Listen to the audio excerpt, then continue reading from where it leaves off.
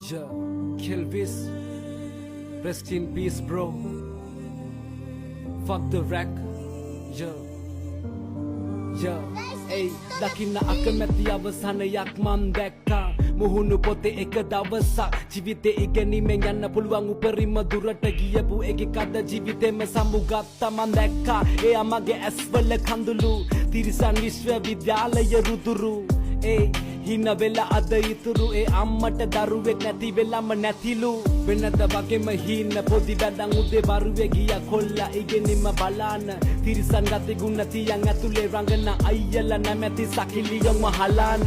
කියන්න තියෙන දෙකෙලිම කියනවා උසම් ඵලයන් ගෙදරට ඇවිත් මම වඩන් තව මොකටද හංගන්නේ අම්මගේ කඳුළු තොපිටත් තෙරෙවි තොපේ එකෙක්ට එක උනාම දෙද්දි බද දැනුන්නේ නැද්ද තොපිලට මානසිකව වැටෙන්නේ ජීවිතයක් මේ කරන පව් ගෙවන සංසාර හතක් නදී තොප